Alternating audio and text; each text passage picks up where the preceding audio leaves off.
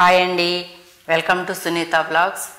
ఈరోజు వీడియోలో పూజలప్పుడైనా వ్రతం చేసుకుంటున్నప్పుడైనా ఈజీగా చేసుకోగలిగే 5 రకాల ప్రసాదం రెసిపీ చూద్దామండి. ఇప్పుడు చక్కెర పొంగల్ చూద్దామండి. 1 కప్పు బియ్యం తీసుకున్నానండి. పెసరపప్పు వేయించుకొని కడిగానండి. కడిగి నానబెట్టాను ఒక 10 నిమిషాల ముందు. అంటే అరకప్పు తీసుకున్నాను పెసరపప్పు. బియ్యం కడిగి పెట్టానండి. పెసరపప్పు కూడా ఇందులో వేస్తున్నాను. 1 కప్పు బియ్యం, అరకప్పు పెసరపప్పుకి 3 కప్పులు తీసుకుందామండి. అంటే 1కి 2 చొప్పున.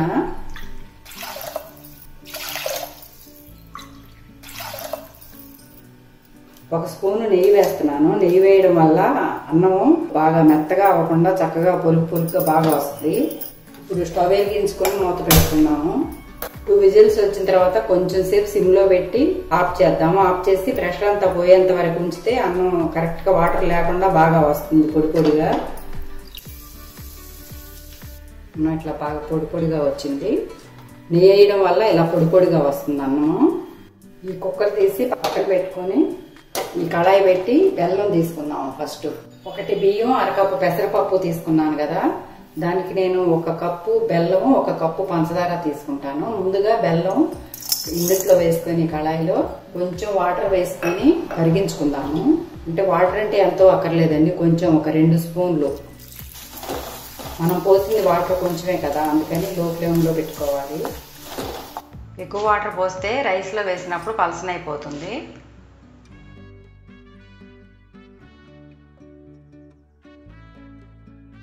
బెల్లం ఒక తేగపాకం కంటే కాస్త తక్కువ. ఇలా ఉన్నప్పుడు స్టవ్ ఆఫ్ చేసుకుంటే సరిపోతుంది. బెల్లం వడకట్టుకుందామండి. ఇంకా రైస్లోకి వడకట్టేస్తున్నాను డైరెక్ట్గా. కప్పు పంచదార వేస్తున్నాను. స్టవ్ వేస్తున్నాను. రెండో కలిపేసుకున్నాం ఇలాగా. మీకు స్వీటు ఎక్కువ కావాలనుకుంటే ఇంకా ఇంకొంచెం వేసుకోవచ్చండి. మీకు స్వీటు మీరు తినేదాన్ని బట్టి. ఎక్కువసేపు ఉడికితే ఏమైందంటే రైస్ బిరిసేపుద్ది. మరీ ఎక్కువసేపు కూడా ఉడికించకూడదు. పంచదార అది కరిగింది. 5 మినిట్స్ ఫుల్లో ఉంచుదాం. అంటే ఇంకా మూత పెట్టేసి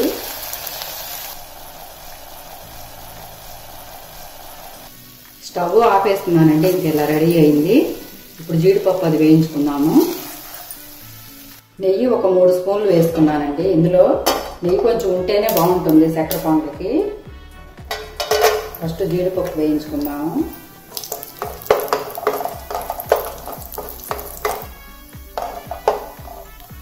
జీడిపప్పు వేగింది తీసేసుకున్నాము. ఇంకా కొబ్బరి ముక్కలు వేస్తున్నానండి. ఇప్పుడు ఎండు కొబ్బరి అయినా తీసుకోవచ్చు, పచ్చి కొబ్బరి అయినా తీసుకోవచ్చు. నేనైతే ఇప్పుడు పచ్చి కొబ్బరి నాకు రెడీగా ఉందని పచ్చి కొబ్బరి తీసుకుంటున్నాను.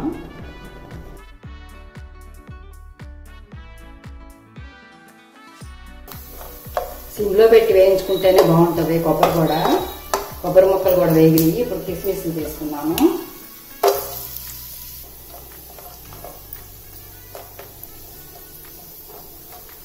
ఇంకా వేగినాయి ఇవన్నీ. జీడిపప్పు కూడా ఇందులో వేసేసి రైస్ ఇందులో వేసేద్దాము.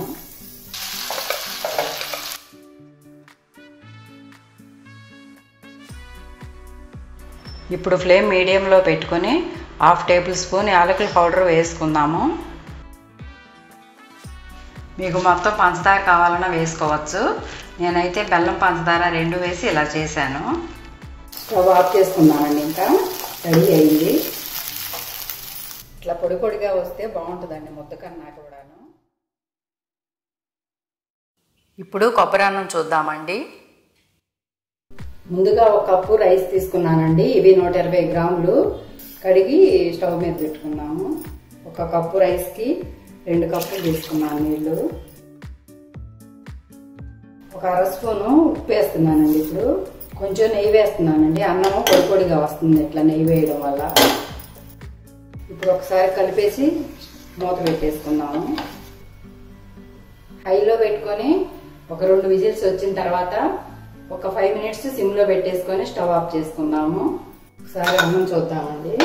అన్నం రెడీ అయిందండి. ఈలోపు అన్నం చల్లారి పెట్టుకున్నాం వేరే బౌల్లో. ఆరేలోపు తాలింపు పెట్టుకుందామండి. 1 స్పూను నూనె వేసాను. ఇప్పుడు 1 అర స్పూను నెయ్యి వేస్తున్నాను. అంటే ఎక్కువ పట్టదు, కొబ్బరిలో కొంచెం ఆయిల్ ఉంటుంది కదా, అందుకని కొంచెం తక్కువ వేసుకుంటేనే బాగుంటుంది. మీడియం ఫ్లేమ్లో పెట్టాను. ఇప్పుడు కొంచెం 1 స్పూన్ ఆవాలు వేస్తున్నానండి. 1 స్పూను శనగపప్పు వేస్తున్నాను. 1 స్పూను మినపప్పు వేస్తున్నాను. ఎండుమిరపకాయలు వేస్తున్నాను. 3 వేసాను ఎండుమిరపకాయలు. కొంచెం జీడిపప్పు వేస్తున్నాను. ఒక 5 పచ్చిమిరపకాయలు వేస్తున్నాను.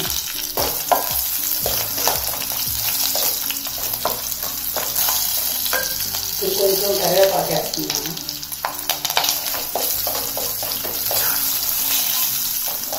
ఇప్పుడు ఒక 5 స్పూన్లు కొబ్బరి వేస్తున్నానండి. కొబ్బరి ఒక చెప్ప కూర పెట్టుకున్నాను.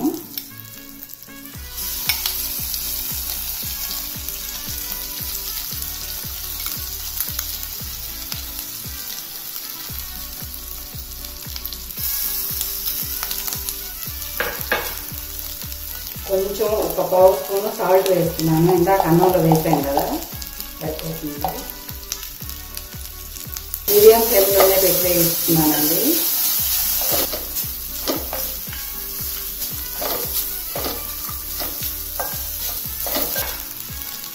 కొంచెం ఒక 1/2 స్పూన్ కొత్తిమీర వేస్తున్నానండి. ఇప్పుడు ఇక రైస్ వేసి కలుపుకున్నాము.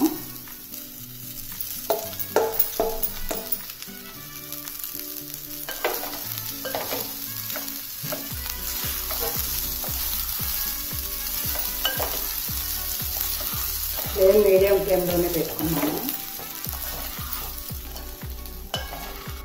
రెడీ అయిందండి. స్టవ్ ఆఫ్ చేసుకుందాం. ఇంకా బౌల్లోకి తీసుకుందాం.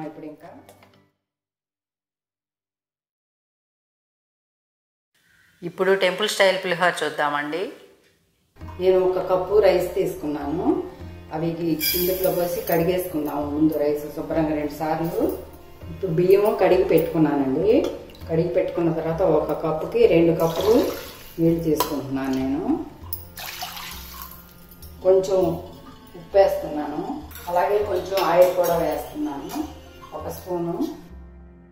నూనె వేయడం వల్ల ఏమో అన్నం పొడి పొడిగా వస్తుంది, మెత్తపడదు. ఇప్పుడు ఒకసారి కలిపేసి మూత పెట్టానండి. ఇప్పుడు 2 విజిల్స్ వచ్చేంత వరకు ఉంచుదాము. సిమ్లో పెట్టి ఒక 5 మినిట్స్ ఉంచి స్టవ్ ఆఫ్ చేసుకున్నాము. చింతపండు ఒక 50 గ్రాములు తీసుకున్నానండి. చింతపండు హాట్ వాటర్లో సోక్ చేసి మిక్సీ వేసుకున్నాను. ఇప్పుడు ఈ పేస్ట్ పక్కన పెట్టి అన్నంకి తాలింపు పెట్టినప్పుడు యూజ్ చేసుకుందాం. పులిహోరకు కావాల్సిన మసాలా పౌడరు ప్రిపేర్ చేసుకుందాం. ఇప్పుడు ఇందులో ఒక 2 ఎండుమిరపకాయలు, ఒక 1/2 స్పూను మెంతులు, ఒక 1/2 స్పూను శనగపప్పు, ఒక 1/2 స్పూను ధనియాలు, ఒక 1/2 స్పూను నువ్వులు అన్నీ కలిపి వేయించుకుందాము. గుడిలో ప్రసాదం లాగా చేసుకుందాం అనుకున్నాం కదా, అందు గురించి ఇవి వేయిస్తున్నానండి. ఇవి వేగినవి స్టవ్ ఆఫ్ చేశాను. చల్లారిన తర్వాత మిక్సీ వేసుకున్నాము. ఇప్పుడు వేయించినవి మిక్సీ వేసానండి. ఇలాగా ఫైనల్గా అన్నంకి తాలింపు వేసుకుందాం. ఒక 3 స్పూన్లు వేసాను ఆయిల్. ముందులు వేరుశనగ పప్పులు వేయించుకొని పక్కకు తీసుకున్నామండి. 3 స్పూన్లు పప్పులు తీసుకున్నాను. ఇట్లా సపరేట్గా వేయించుకోవడం వల్ల ఇట్లా బాగుంటాయి పప్పులన్నీ వేగి. పప్పులు వేగినవి తీసుకుందామండి. ఇంకా తీసిన తర్వాత కొంచెం కలర్ వస్తాయి, కొంచెం ముందు తీసుకోవాలి. ఈ కలర్ వస్తే చల్లారేసరికి సరిపోతాయి. ఇప్పుడు ఆవాలు వేస్తున్నాను. ఆవాలు ఒక 1/2 స్పూన్ వేసాను. ఆవాలు వేగిన తర్వాత శనగపప్పు, మినపప్పు. శనగపప్పు 2 స్పూన్లు తీసుకున్నాను, మినపప్పు 1 స్పూన్ తీసుకున్నాను.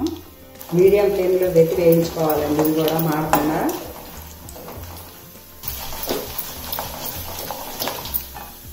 ఇప్పుడు ఒక 3 ఎండుమిరపకాయలు వేస్తున్నాను. పచ్చిమిరపకాయలు ఒక 4 తీసుకున్నాను. అల్లం ముక్క, అల్లం ముక్క తీసుకున్నాను. ఇంకా కరివేపాకు తీసుకున్నాను.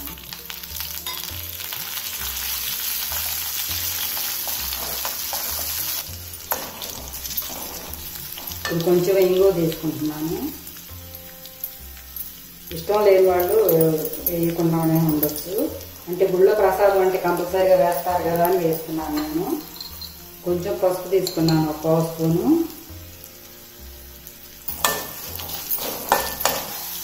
ఇందాక పక్కన పెట్టుకున్న చింతపండు పేస్ట్ ఇప్పుడు ఫిల్టర్ చేసుకున్నాం. ఎక్కువ పలచగా కాకుండా చిక్కగా అయితే తొందరగా ఉడికిపోతుంది. అందుకని నేను ఎక్కువ వాటర్ వేయలేదు, చిక్కగా తీసుకున్నాను పేస్ట్.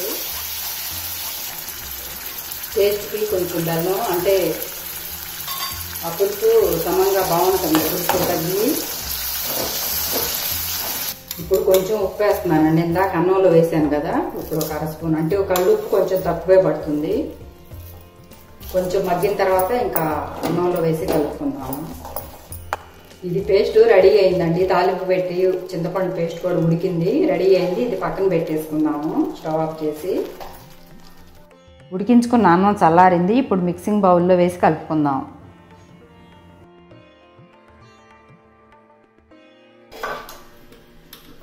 ఇప్పుడు కొంచెం కరివేపాకు వేస్తున్నాను. కొంచెం కరివేపాకు వేయడం వల్ల ఏంటంటే అన్నం పులిహోర చాలా మంచి వాసన వస్తుంది. ఇట్లా వేసి అన్నం పైన పెట్టేస్తే కొంచెంసేపు చాలా బాగుంటుంది. కొంచెం పసుపు వేద్దాం, ఇందాక అందుట్లో వేసాం కదా. ఇప్పుడు కొంచెం ఒక అర స్పూన్ ఆయిల్ కూడా వేస్తున్నాను. వేసి కలిపేసుకున్నాను ఇంకా అన్నం. ఇది పచ్చికరివేపాకు వేయడం వల్ల పులిహోర చాలా మంచి వాసన వస్తుంది. అది అసలు వెనకటి నుంచి ఫస్ట్ అన్నంలో ఫస్ట్ కరివేపాకే వేస్తారు, పసుపు కరివేపాకు. తర్వాత ఇప్పుడు ఇందాక మనం పౌడర్ చేసి పెట్టుకున్నాం కదా వేయించుకొని, అవి కూడా ఒకసారి ఇందులో వేసి కలిపేస్తున్నాను. తర్వాత కలపడం వల్ల మళ్ళీ ముద్ద ముద్ద అయిపోతుంది, అప్పుడు బాగా కలవదు రైస్లో. ఇప్పుడు ఇందాక వేసుకున్న తాలింపు కూడా వేసి కలిపేస్తున్నాను ఇందులో. ఇందాక వేయించి పక్కన తీసాను కదండి వేరుశెనగ పప్పులు, అవి కూడా వేస్తున్నాను. ఇప్పుడు ఇంకా వేసి ఒకసారి కలిపేసుకున్నాము. ఫైనల్గా ప్లేట్లోకి సర్వ్ చేసుకుందామండి. ప్రసాదం పులిహోర రెడీ అయిందండి. ఇప్పుడు కట్టె పొంగల్ చూద్దామండి. ముందుగా స్టవ్ వెలిగించుకొని ఒక కప్పు రైస్కి అరకప్పు పెసరపప్పు తీసుకుంటున్నాను నేను. వేయించుకున్నాము పెసరపప్పు. వేయించుకుంటే చాలా బాగుంటుంది టేస్ట్.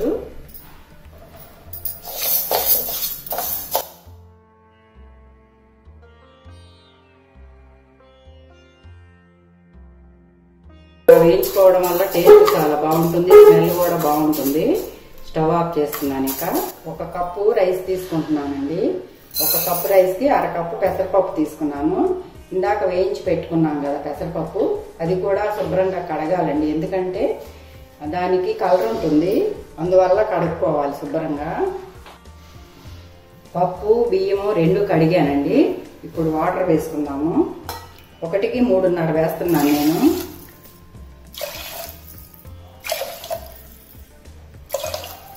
ఇప్పుడు పెసరపప్పు బియ్యంకు వేసాను. పెసరపప్పుకి 2 వేయాలి. ఇప్పుడు సరిపోతుంది, ఎందుకంటే గట్టిగా ఉన్నా ఉడికిన తర్వాత అప్పుడు కొంచెం వేడి నీళ్ళు పోసి కలుపుకోవచ్చు.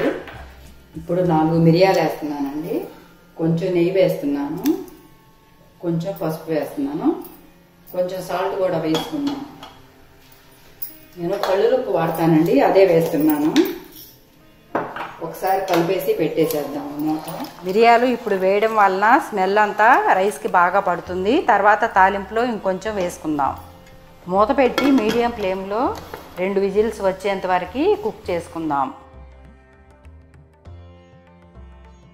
తర్వాత ప్రెషర్ పోయేంత వరకు వెయిట్ చేసి ఓపెన్ చేద్దామండి. రెడీ అయిందండి. కరెక్ట్గా ఉడికిందండి రైసు. స్టవ్ ఆపేసాను, అన్నం రెడీ అయింది. ఈలోపు తాలింపు పెట్టుకుందాము. స్టవ్ వెలిగించి 2 స్పూన్లు ఆయిల్ వేసానండి. 1 స్పూన్ నెయ్యి వేసాను. ఆవాలు వేసాను. ఫ్లేమ్ మీడియం ఫ్లేమ్లో పెట్టి వేసుకోవాలండి, లేదంటే మాడిపోయే అవకాశం ఉంది. ఆవాలు వేగినవి. ఇప్పుడు జీలకర్ర వేస్తున్నాను. ఎండుమిరపకాయలు వేస్తున్నాను. జీడిపప్పు వేస్తున్నాను.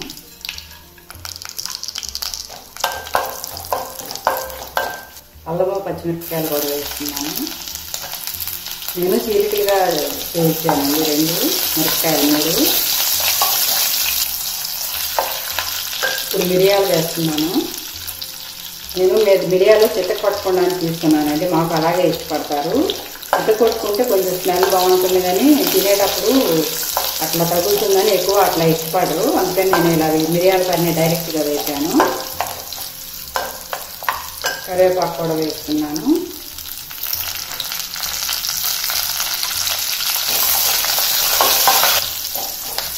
ఫైనల్గా కొంచెం ఇంగు వేస్తున్నానండి. ఇంగు వేసుకోవడం వల్ల కట్టి పొంగల్ చాలా బాగుంటుంది టేస్ట్. ఇవన్నీ వేగినాయి కదా, ఇప్పుడు మనం ఉడకబెట్టుకున్న రైస్ వేసుకున్నాము. ఇందులో వేసి తిప్పేసుకున్నాము.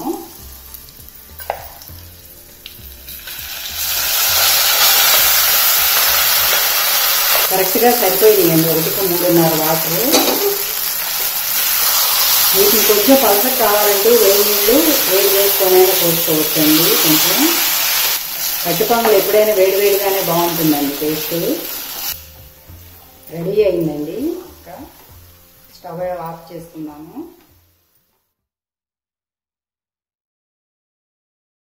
ఇప్పుడు దద్దోజనం చూద్దామండి.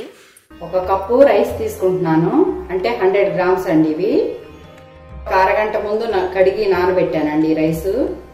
ఇందులో వేసుకున్నాము. వాటర్ 1కి 2.5 వేస్తున్నాను నేను.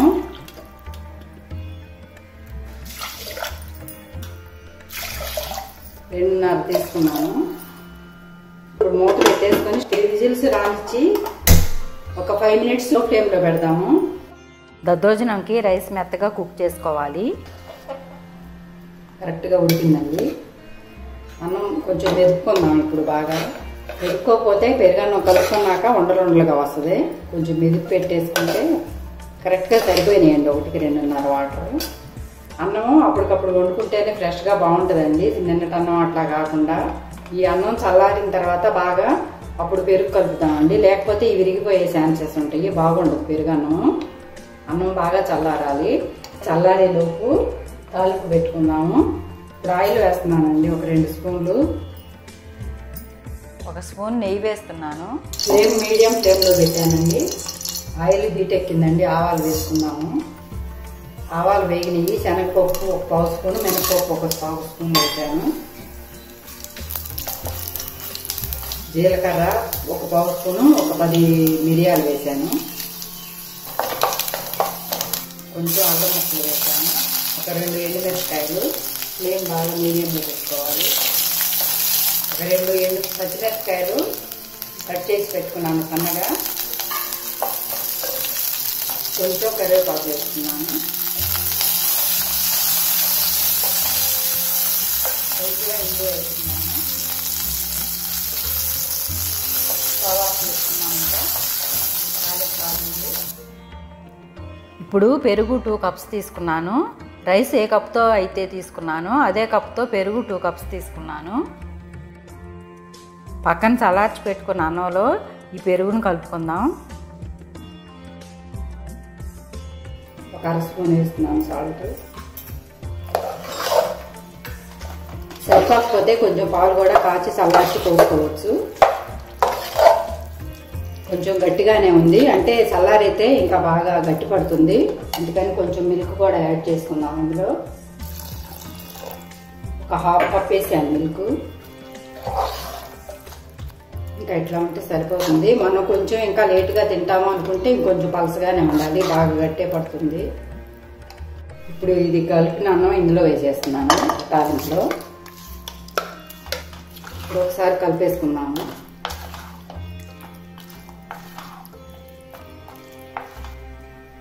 నేను దానిమ్మ గింజలు ఒక 1/2 కప్పు వేస్తున్నాను, అంటే ఒక 4 స్పూన్లు. మనకి దానిమ్మ గింజలు కాకపోతే మ్యాంగో అయినా వేసుకోవచ్చు, గ్రేప్స్ అయినా వేసుకోవచ్చు, కిస్మిస్లు అయినా వేసుకోవచ్చు.